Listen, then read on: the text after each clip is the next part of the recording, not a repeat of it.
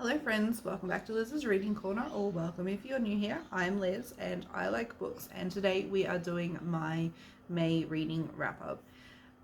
This is probably just going to be like the last one, just a really quick just wrap up of what I read and my stats for this month, or where I'm at with my reading goals, and just a quick run through of the books that I read and the ratings that I gave them. So let's get into it.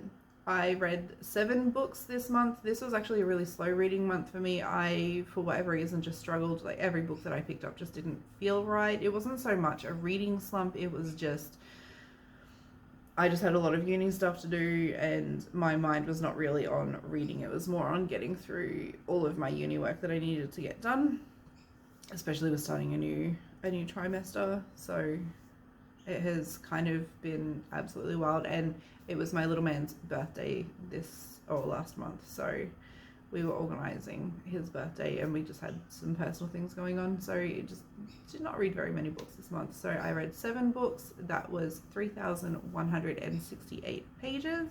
I read mostly medium-paced books this month, with one slow-paced book apparently. I have no idea which book that was, if I'm completely honest.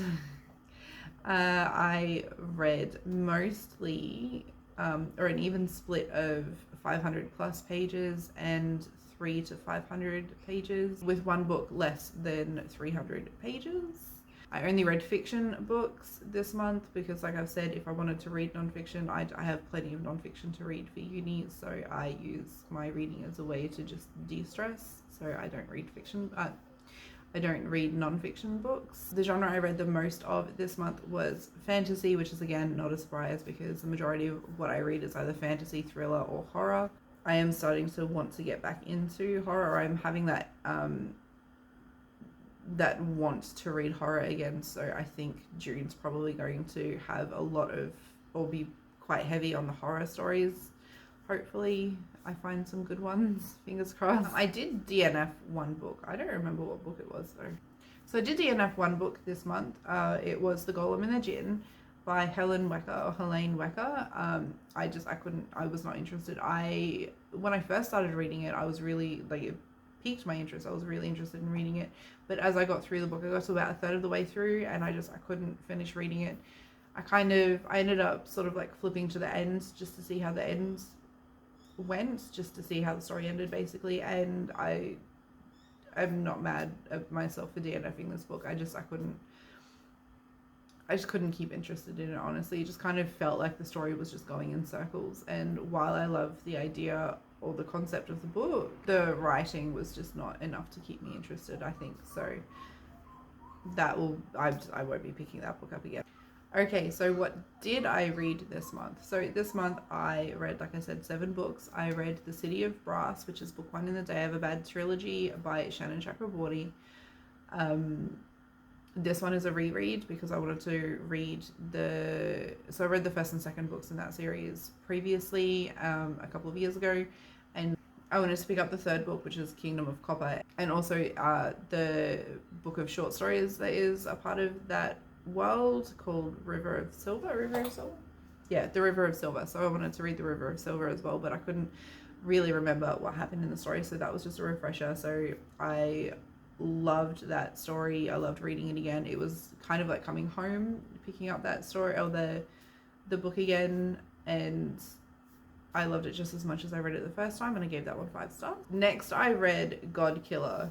This has had mixed reviews across everyone that I have seen that has read it. You kind of either love it or you hate it, and I neither loved it nor hated it. I loved the story, like the very start of the story. It was really visceral, and like it really gripped you in and made you feel sorry for the characters that were in the story. But I don't know, it kind of,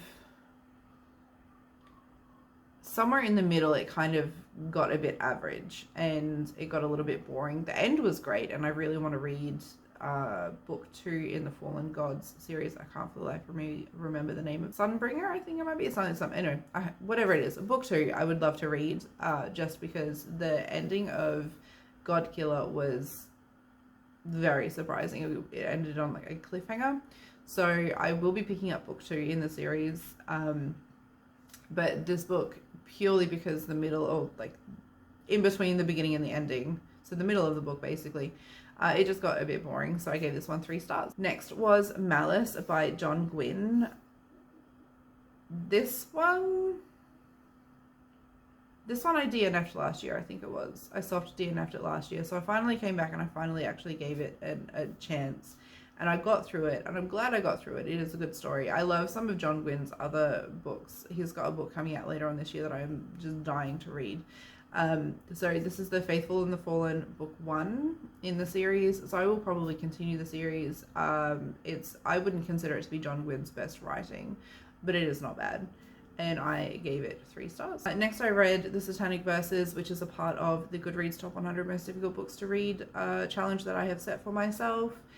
That will be in a vlog coming out very shortly, so you'll see my thoughts on that very shortly. Anyway, this was not the worst of the most difficult books to read that I have had to read on this list. It was actually probably one of the more interesting ones, and I am glad that I read it. It's something that I've wanted to read for a while anyway, and I gave it 3 stars. Then I read The Maid by Nita Prose.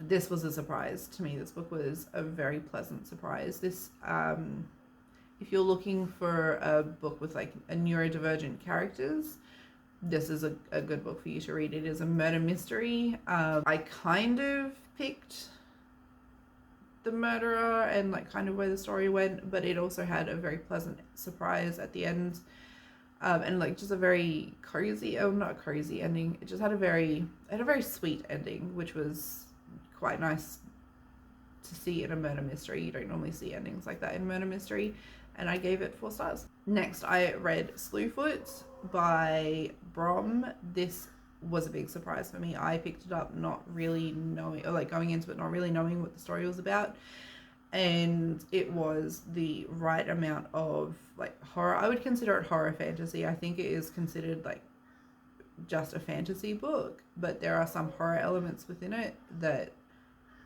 really took my fancy. Basically, I loved it. It was actually really good. Obviously there were like some parts where it was a bit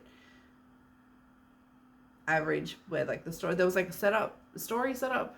There were parts of it that were just like story setup that were not like, you can't really make those parts interesting. It was just a bit meh. But I honestly really enjoyed reading this, and so I gave it 4 stars. And the last book that I read in May was Letter to the Luminous Deep, which really genuinely surprised me. This book has such a pretty... Actually, do I still have it? I do indeed have it. Letter to the Luminous Deep. This has got to be one of the prettiest covers I have seen on a book that is not a romantasy book. And I'm so glad that we are starting to get more pretty covers on things that are not romantasy, because I think other genres deserve to have pretty covers too. This honestly was one of the most amazing, one of the most beautiful books I've ever read. I loved it so much. So basically you read a collection of letters that are between Sophie and Viren, I think his name is. I don't know if that's pronounced properly, but that's how I pronounce it anyway. So Sophie and Viren. And it is about Sophie's sister E and Vieren's brother Henry, who mysteriously disappeared. So this is actually book 1 in a series, the Sunken Archive series. I have it on my computer, on my screen. This is technically a romance book, because it does follow the blossoming romance between E and Henry. Honestly, it's more like a subplot than like an actual main plot point in the story. The main point, or the main plot of the story, is that E lives in an underwater house called Deep House that was built by her and Sophie's mother. And all of a sudden, Henry and E disappear, and Sophie and Viren are trying to figure out where they have gone. So haven't done a very good job of explaining just how amazing this book is, but genuinely, if you love fantasy, even just like romance subplots, this is just such a nice, cozy read that I highly recommend everyone read it. It was just so good. So I gave this one, unsurprisingly, 5 stars. So I believe that is it. This is a very quick one. Like I said, I didn't read a whole lot this month. I just had so much else going on. Hopefully June will be a better reading month for me, especially given that I have decided that I want to do a TBR, so that's going to be interesting. Have you read any of these books? If you did, I would love to hear your opinion on them. If you have any books that you think I would enjoy, as always, please leave a comment down below. If you like what I do here, please like, share, and subscribe, and I will see you all in the next one. Bye.